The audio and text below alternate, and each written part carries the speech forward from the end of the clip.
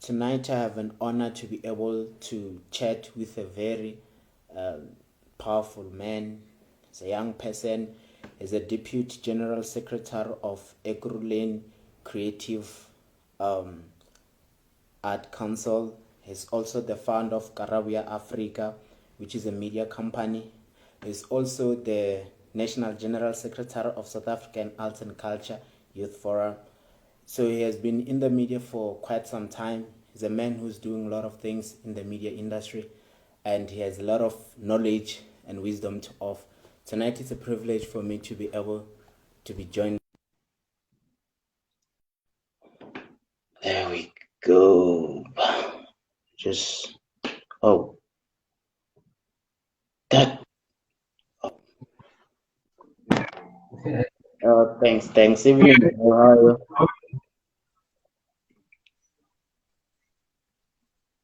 Are you Can you hear able? me? Yes, I can hear you. All right. No, good evening. Sorry about the day. You know this technology these days. No, sorry, I'm trying on my side to request you, but when I'm searching for your name, it doesn't appear on my side. So, good evening, bro. Like I just tried briefly to explain or maybe to give a little bit of introduction of some of the things that you do. I know you have been in the entertainment industry for quite some time. So, can you maybe tell us who you are, what you do? Okay. No, good evening. And first of all, thank you so much for having me on your platform. I think it's such an honor and an inspiration to be on such a platform, especially platforms created by young people. And for those of you that are not be familiar with who I am, my name is Nongelo Chiume. I am the National Secretary General of the South African Arts and Culture Youth Forum, which represents over 20,000 young creatives throughout South Africa. Mm.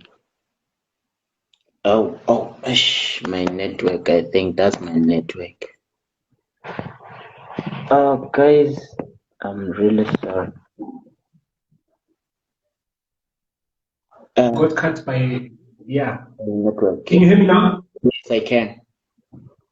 Yes, I'm also the Deputy Secretary General of the Ekurhuleni Creative Council, which was founded by the city of Ekurhuleni, by the executive mayor, Zondile Sina, the former mayor of Ekurhuleni Metropolitan. So that's what I do. By profession, I'm a booking agent. I am a celebrity publicist. And I was also part of the judges at the South African Music Awards summers. I am currently still a board member of the Shito Music Conference Organization, and I've been a part of many structures, councils, and arts and entertainment in South Africa.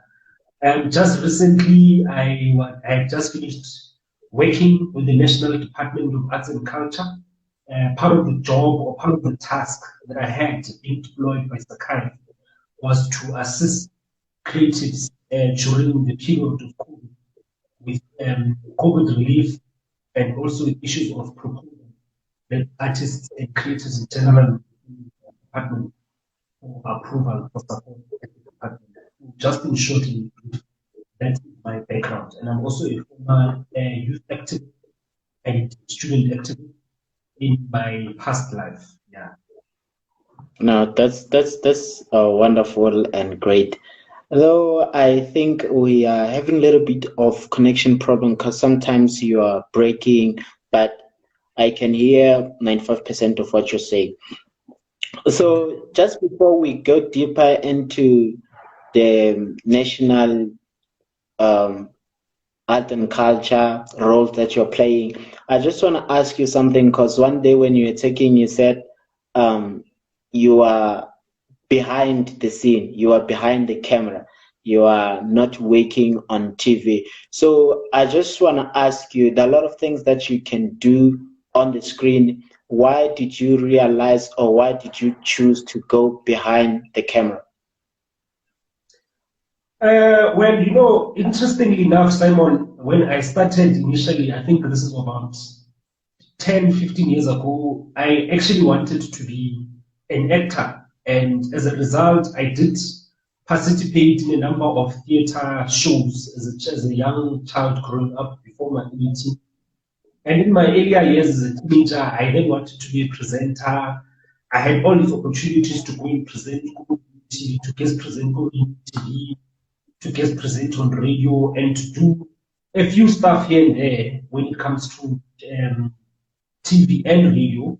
But I think as time went, I later then fell in love with something different, and something different that being involved when it comes to the issues of policy, issues of administration, and issues of management. And I think ever since then, I've never looked back from it. Yeah, it just, just reminded me of something, because one day when Nongelo Chiume, when she was talking, she was like, there are a lot of things that young people can do behind the camera than on the screen. She said there's a lot of people can write musics for story, telenovelas. So like everyone, we want to be on the screen, we want to be there to be seen on the screen, but like I can say we are ignoring the other things that we can do behind the cameras, which are a lot of important things. So what can you say to young people who are willing to be on the entertainment industry?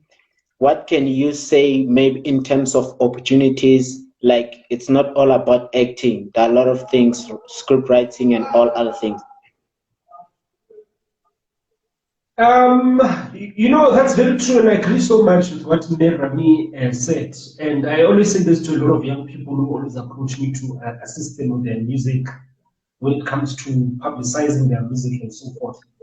Sometimes you find that you've got a talent in the arts, and your talent is not necessarily being a musician, but it's within the music space. You find that you're a good songwriter, you find that you're a good producer. And sometimes we all want to be caught up in this fame because we believe the it and the all of everything. And then sometimes you then later realize that, there's other things that I can do within the industry that does not necessarily initially need me to be in front of the camera. For example, when I started off, I can tell you that all of my friends that I started off with, when I was a teenager, who wanted to be TV presenters and actors, they are all now in the industry. And I also like to think that I'm also in the industry because I still form part and parcel of a sector that they are in, but just obviously doing something different from what they are doing.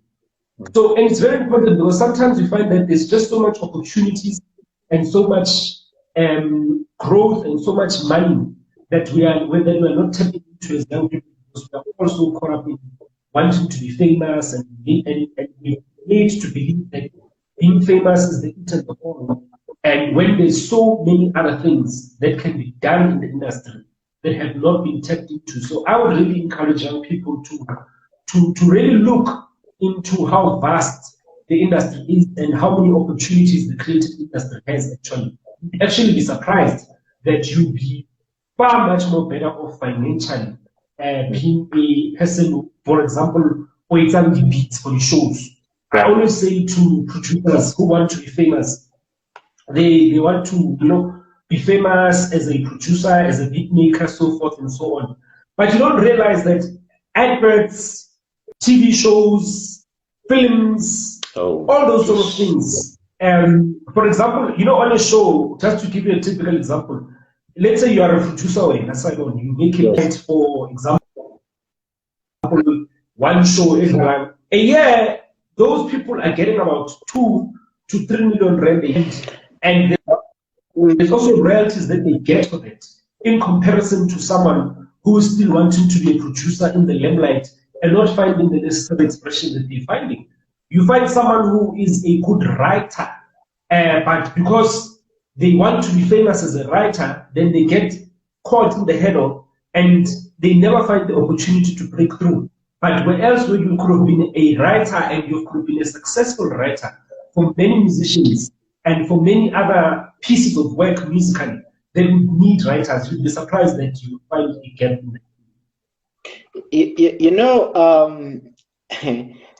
you know, this industry, you can have a gift, you see, you can have plans, but the question is, how do you get there? You know, one day there's this young man, I think in 2019, when I was in grade 12, he was like, I want to drive this kind of car, names all the exotic cars, and he was like, I want to live in this good place, named like Womasantin and so forth. So like the question was, how do you plan to get there? And this guy was, I'm going to buy N4 and I would work, and after that I would buy this, and everything that he was thinking about was buying this, buying this, buying this. Looking at what is happening in our politics, if you don't know anyone in the position of power, you won't get an opportunity. If you don't know anyone in the industry, you won't get an opportunity. And also, we need agencies. You see, a lot of people, they have talents. They can act, they can sing, they can do modeling, but they don't know where to go, how to get there. So like, they can do anything. What can you say to someone who's willing to be a TV presenter, who's willing to be a model, who's willing to be a good musician, just to be in the entertainment industry? How to market yourself, how to market your gift, how to build a good brand for you, so that even bigger producers and bigger companies can be willing to work with you? Very good question, you know. And I think, number one, Simon, there's nothing wrong for any person to have aspirations and to want to have a better life and to dream, because we are supposed to dream. Because the only way to have a zeal every day when you wake up is when you dream, passion that eats you so deep inside. And obviously, as you dream, you visualize, oh, this is how I want my life to be once I've made it. But I think the problem becomes when we get caught up or too attached to materialistic things that end up making us lose our initial focus or our initial reason why we are on a particular journey, taking us astray from the gifts or the talents that we have. And it's only normal as young people that we go through.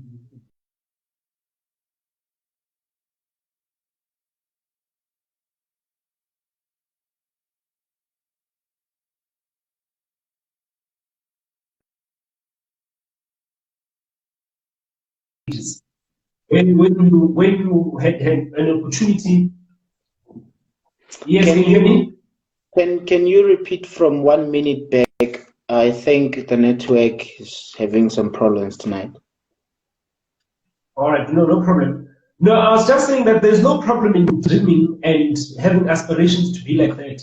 But it's very important for you to always be reminded of your initial passion or your initial goal or your initial reason why you're actually in this sport.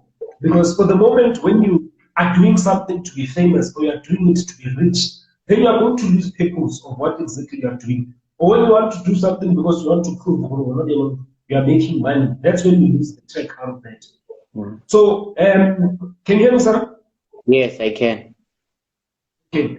So to answer the last part of your question, it's true. We don't have a lot of opportunities in this country.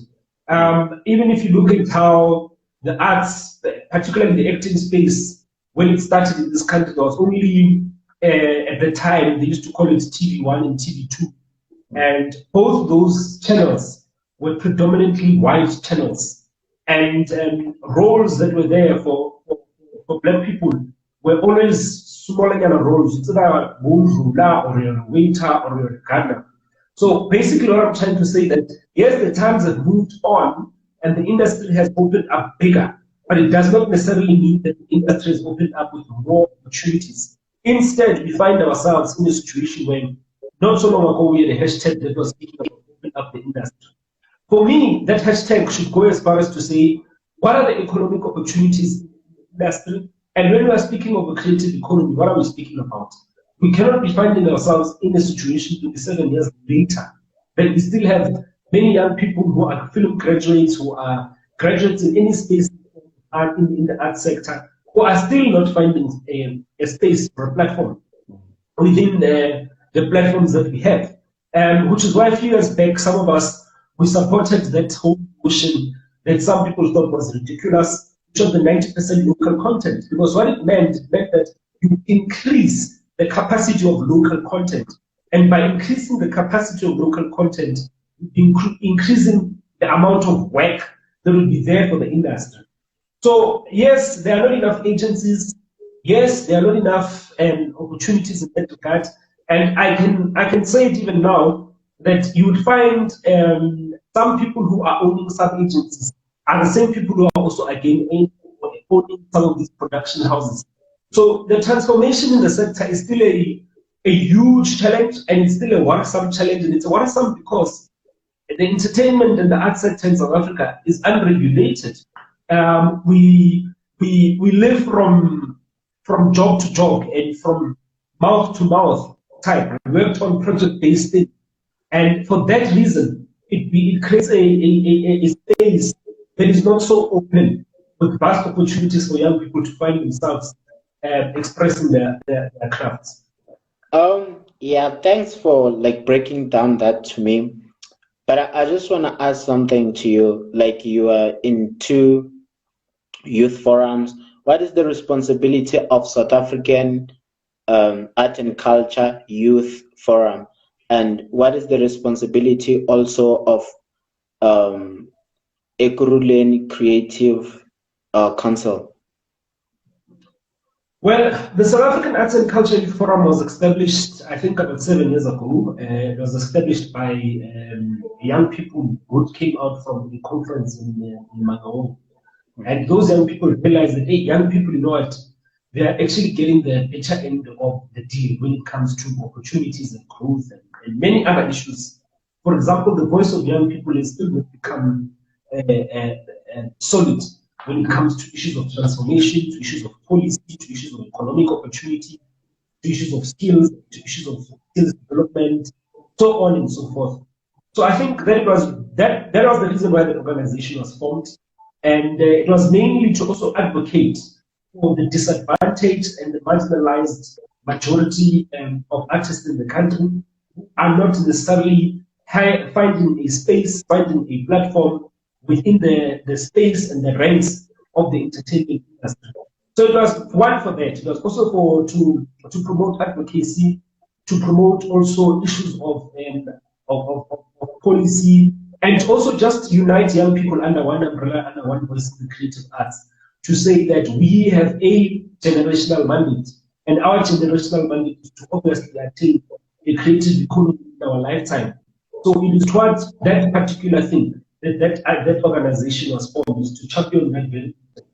So when it comes to the Ekurhuleni Creative Council, it was obviously a brainchild of officials at the city of Ekurhuleni, which put together a number of. The whole idea was to put together professionals from Ekurhuleni, people who have somewhat made a name for themselves, so that they can be able to contribute and to reinvest back into the community that they come from, which was Ekurhuleni. So the whole purpose of that was to ensure that we interlink issues of digital technology, issues of tourism, issues of eventing, issues of many issues that we can think of that speak to the arts and the creative lifeline and economy in the sector, and especially in the. So, but however, what we wanted, what we still want to do is to ensure that we go back, we remobilize, and get more of our young creatives, not even just young, but creatives in general, in Ekurhuleni, to say, let us be under one umbrella, let us share a network of skills, and let us share a network of expertise, so that we are all able to learn and to grow from one another. I think that is the bottom line of why the thing was. Yeah, thanks. You know, there is this challenge to young people, like a lot of us. You find someone wants to do something, but when they go for application, when they're in grade 12, they don't know, actually, they don't have the accurate information of what to apply. For an example, someone wants to do film and television, but when they check the prospectus, let me say of vets, because I know the prospectus of vets when it comes to film and television, they go for fine art. They think fine art, it accommodates everything. Someone wants to do digital art, they go maybe for film and television. You see, so like they don't have an accurate information. I know, like even some other students that I'm attending school with, next year they're planning to change to another course. They applied for general art, some are in fine art, and only to find that those people, they want to be directors, some they want to be actors. Like these forums that you are in, these councils that you are in, they may be trying to reach out to young people, grade 12, trying to advise them how to apply and what to apply, how to make research, what kind of funding they can apply to. You know, these days you can even apply for, I saw last month an application form for Netflix is planning to empower young people. They have 1-year course, if I'm not making a mistake. MultiChoice also has like scholarship, bursaries for people who want to be in the entertainment industry. So like people that don't have that knowledge, your forums and your teams, maybe they're trying to reach out to young people, giving them this information. Yeah, yes, definitely. That is our sole purpose, and it's also just to provide some sort of awareness and some sort of knowledge when it comes to the sector as a whole and some of the disciplines within the sector. And in answering your question, yes, that is true. Many young people, when they go and study in general, there's never enough holistic understanding of what that course is and how that course relates to the market, and futuristically, how does what they are studying link themselves into the future, so on and so forth. It's similar to even the arts and the creative space. We have moved towards a different phase and a different time within the creative sector in the country. And I think even in the future in general, we now have a new norm. We now have a new way of doing things. And we should be able, as young people, that as we speak of championing this particular interest that we want to do, we need to be able to understand that what sort of skills are required of us to attain this particular thing that we talk about, which is the creative economy in our lifetime. But just also mention that young people must not be limited just to be people who study and work. Young people must go out and be innovators, and they must contribute in issues of policy, issues of transformation. And young people must take up positions of influence, because it is young people who know what is it that they want, and who knows what type of future is it that they want to craft. As I'm speaking to you now, part of the boards that I'm part of, which is the conference, we now have a young person, chairperson of the board.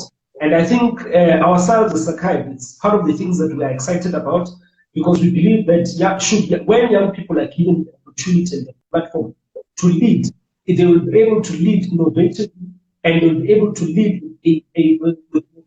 with an understanding of what the future requires of us, and also to be able to relate to our own constituency in terms of our interests that we have with young people. Because for the longest time, young people in other sectors of society, whether they be men, people have always taken decisions on our behalf. And it's about time that we form part of the collective, that takes strategic decisions, that take decisions, that put together programs that are solid in moving our sector forward. Yeah. This network is very great tonight. Like people going out and take initiatives in order to create like opportunities for other young people and other people to come into the industry. But the industry somehow is not fair. Why am I saying this? If maybe I have a film, I cannot submit it on my own to Showmax. I cannot submit it on my own to Netflix. I must go through someone who already has a relationship with Showmax and Netflix. That's their policy. So somehow it's restricting, because if maybe you are trying to get through to that person, it's not easy to get through to the person who has a relationship with Netflix, for an example, an executive producer who has a relationship with. So you see, like, some of the things that the industry is kind of making it hard for young people to be able to submit their creative art and all the stuff. Yeah, very true. I agree with what you're saying, which is why earlier I said that when we speak of content and content production, we don't only just speak of people who are inspired. That institutions in main, for example, like the SABC, and even some of those that you have mentioned who are private sector, should have the responsibility in ensuring that when opportunities are locked, number one, opportunities should be unlocked for young people. And when opportunities are unlocked for young people, there is a process that is undertaken to assist young people to know how to reach out to those particular opportunities. Because, for example, we find that there are many calls that are made for funding, calls for project support, but young people don't even know how to fill in a form, don't even know how to do a project plan, don't even know how to do all these things. So those are also part of the things that we need to be able to address as we speak on that item line. So the issue of that people always need to, as an individual, you always need to have a connection, someone talking to. That has always been the case, and it's something that will always be there. But it is also part of our responsibility as a society to ensure that we dismantle behavior. It might not be achieved in one day, it might not be achieved overnight, but we have a responsibility that we do not partake in a process or in conversations, in agreement that seek to micromanage opportunities and opportunities for other creatives or for other young people in that area. So we should not find ourselves in a situation where you have to beg in an instance where you are rightfully, you deserve to be given an opportunity. And when by saying this also, I'm not saying that you're supposed to develop some sort of arrogance towards it. But if you know that you've got the talent, you've got the skills, sometimes you need to fight really hard to ensure that you are seen, that you are heard. And unfortunately, that's just sometimes the nature that we find ourselves as young people. But I'm also saying that it shouldn't be the case. It should be a case where opportunities are available freely, openly, and they're also available with the process of helping young people understand what it is that we want to get. Yeah.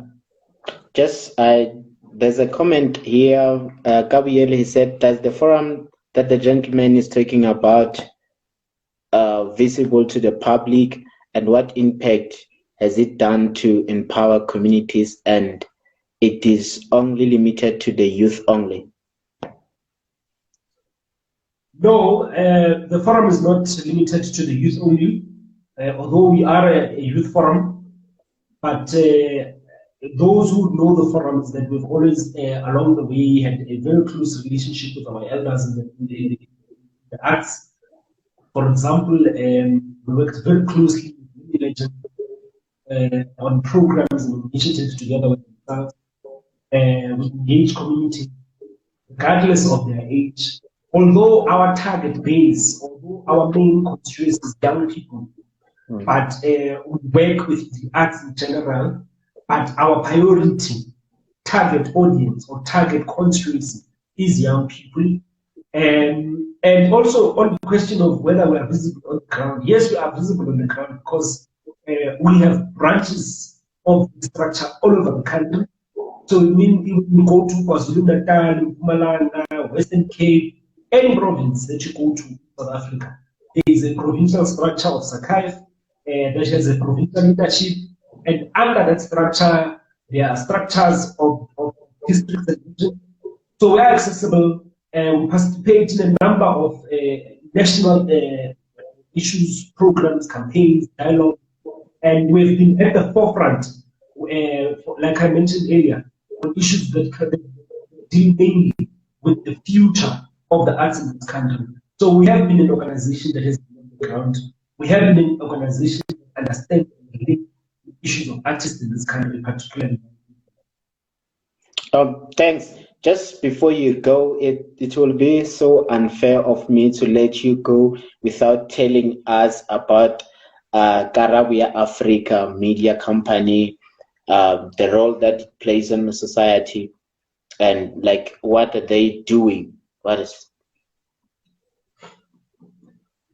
So, Caraway Africa is a company that I started. I think I was about 17 years old when I started. I was 17 at the time, and I used to do events in Benoni called Ben City and Ben City Awards and Safu Streets are fed up. So I think many people who are from Benoni or who are from the East End would be familiar with those particular events. I then later started a number of pop culture, youth culture movement, and this was obviously led by Caraway Africa itself. So that's what Caraway Africa, that's where it started actually, to answer your question. But I later then obviously stopped and not active event. So active when it comes to the issues of local arts. So the company still exists, the company still runs, but now it's a professional booking PR agency and also a promotion agency. It's currently working with a number of well-known South African personalities, whether it be actors, presenters, or people who are just generally known in that regard. But we also are quite much involved in identifying talent. I think it's no different from when I started in Benoni a few years ago. Those of you who know those events produced gave a platform rather to a number of young people today who on our national screens. So we are very much involved in touring and in the development of talent. But in the main, that's what Caraway Africa does right now. We just also concluded a project with the Department of Arts and Culture. We've partnered with them on a program called Brain Talk that funded us to do, just to educate and assist creators in the sector to understand more on the issues of branding, marketing, PR, so on, so that they are able to monetize and sustain their brands. That's part of the thing. Talking about promotion, promoting, what kind of promotion does Caraway Africa do? Okay, the type of promoting that I do would be separate because I spoke about that I do PR. But speaking about promotion, I've worked with a number of festivals, helping certain festivals promote their events, their workshops, whether it's actors who've got acting workshops or DJs who've got DJ seminars and all those sort of things. The company has worked very closely with Spring Fiesta, did their promotions for them. We also did promotions for Caraway in Ekurhuleni, and we also did promotions for a number of major provincial and national festivals, helping them promote their festivals. And we also did advisor for them in terms of what we think their festival should do in order for them to align and to be intertwined with the local arts community. So that's the aspect of promotions that we've done. No, thanks. I don't want to hold you for so long. Thanks for coming. I hope we are going to have another live and tell me about the plans of Ekurhuleni Creative Council for 2022 and things that you're planning to do on Ekurhuleni with your team, how you can advise young people who wants to be models, actors, script writers. You know, they can write songs, scripts, they can do lighting, they can do editing. There are a lot of things that they can do, costume design, and there are a lot of things, props and all the stuff. So I hope we'll do another one. Just before I let you go, your last words. No, nothing much. And just thank you for reaching out and having me here.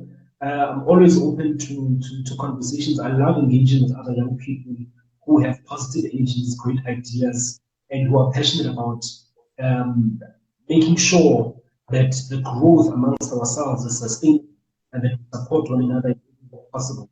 So I think more than ever, as people and also as young people, we need each other. So I think among ourselves as people and young people, greater important for all of us to realize that achieving this critical. So I thank you. Thanks, bro, for coming. It's an honor talking to you.